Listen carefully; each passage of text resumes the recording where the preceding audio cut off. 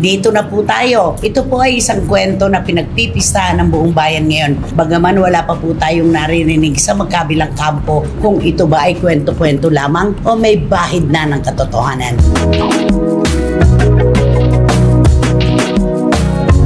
Marami nagpapalagay na baka raw nag-fall out of love. Nagkasawaan. Parang naghahatakan sila pababa. Nagkakahilahan pababa. Oo.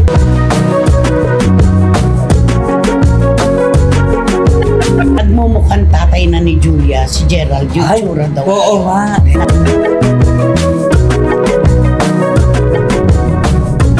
Bitiranang kolumnista na si Christopher Min, nahirapan dipinsan ang balitang hiwalayan ni Julia Barreto at Gerald Anderson. Kung bago lang kayo dito sa aking YouTube channel, huwag kalimutan mag-subscribe at pindutin niyo na rin ang notification bell para ma-notify kayo sa ating susunod na video. Maraming salamat!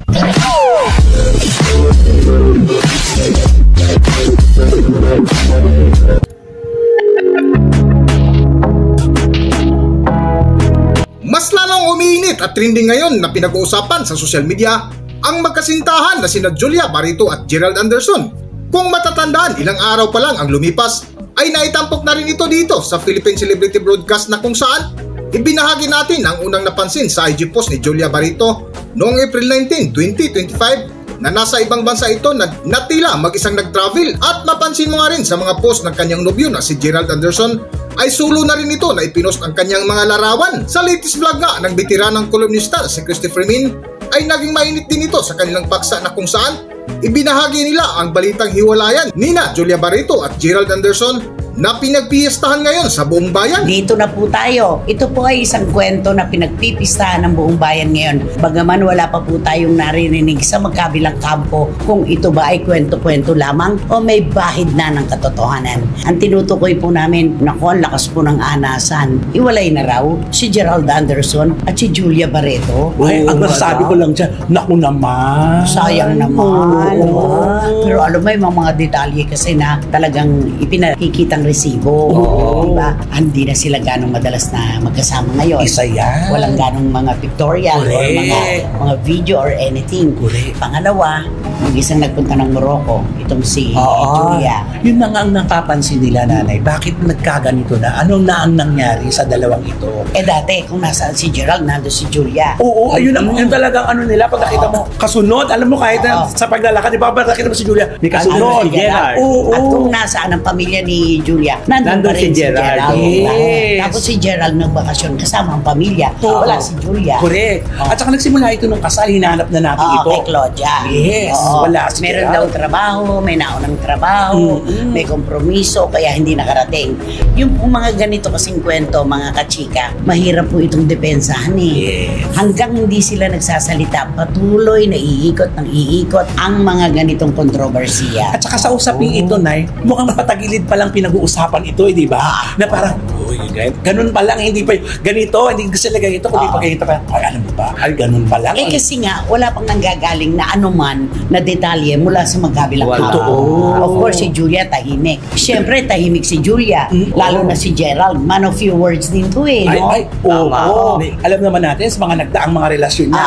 Hindi rin siya masalita. Di ba, Wen? Pero tayong tatlo, mag-compare notes nga tayo. Sige. Ano sa palagay mo ang dahilan kung bakit may lumalabas ng ganitong kwento? Alam mo na, kasi kalakaran niya sa showbiz. Kapag nakita natin ang mga mag-partner na hindi na magkasama sa mga sumusunod na lagi magkasama, tapos hindi na magkasama, may something na.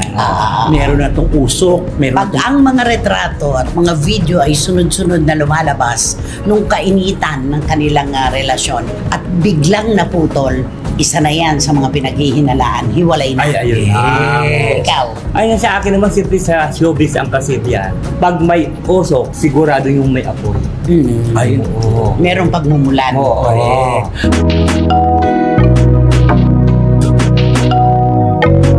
Sa patuloy nga ng kwentuhan ni Nanay Christopher Min ay napatanong ang isa sa kanilang kasama na si Romel Chica kung ano ang dahilan sa balitang hiwalayan ni Julia at Gerald, na kung saan sinagot ni Nanay Christopher Min ang isa sa mga dahilan. Ang tanong, ano ang namagdita sa kanila? Ano ang dahilan? Bakit naging maraming nagpapalagay na baka raw nag-fall out of love. Nagkasawaan. Pwede. I-consider natin lahat yan kasi data yung alam Oo. Meron din naman nagsasabi, di ba, na parang naghahatakan sila pababa. Nagkakahilahan pababa. Oo. Medyo matamlay nga. Correct. Ang karera ngayon.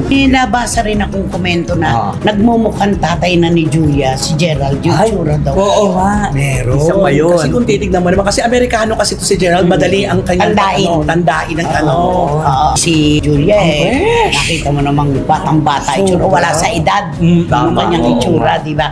Pero isa ito sa mga nakapanghihinayang na relasyon dahil ipinakipaglaban nila ito ng todo-todo. Correct, kasal na lang nga inaantay natin dito. Pero wala pa atang plano. Di ba? Correct. Kasi tinan mo pag merong piging sa parte ni Gerald, nandun si Julia. Pag may celebration sa parte ni Julia, nandun si Gerald. At ang birthday ni Marjorie, wala rin Hindi rin dumating. Dati, laging kasama sa lahat. Lahat ng celebration present ng mga Barreto, di ba? Nakakapagtaka. Nako, ito yung nakaabang, nakamata. Ang lahat ay talagang nagtatanungan.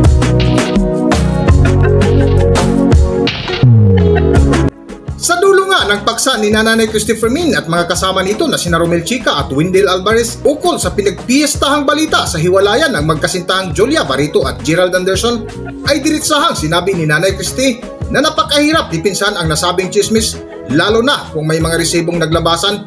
Isa nga dito, kung may mga okasyon ay madalas magkasama ang dalawa.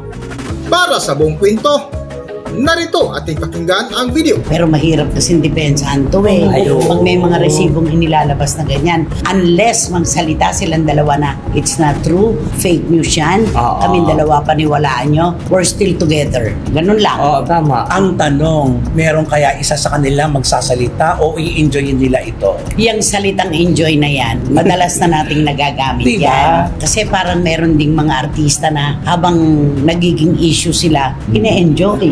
Sinasakyan nila yun. Pero palagay ko, kay Gerald tsaka kay Julia, walang mag-e-enjoy. Kasi tungkol na sa personal nilang relasyon. Ako gusto ko sila kasi bagay na talaga sila. Totoo. Sayang naman, nakakapanghinayang kung talagang wala na at tapos na, di ba? Sana madugtungan pa. At sana yung mga kwento ay kwento lamang. Sana ganun lang. Totoo. Ano ba ang masasabi mo? Kausapin mo si Gerald.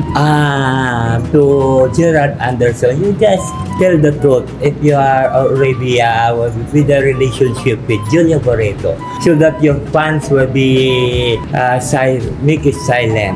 So that your fans will make you silent. So that your fans will make you silent. Para manahimik. Si Julia, kausapin mo.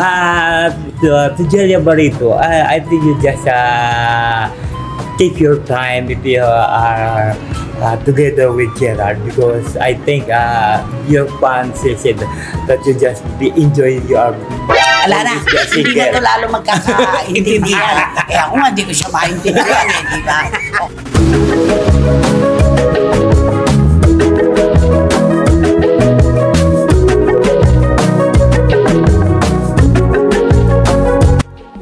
Hanggang dito na lang muna ang ating video, at kung nagustuhan nyo, huwag kalimutan mag-subscribe at pindutin nyo na rin ang notification bell para ma-notify kayo sa ating susunod na video. Maraming salamat!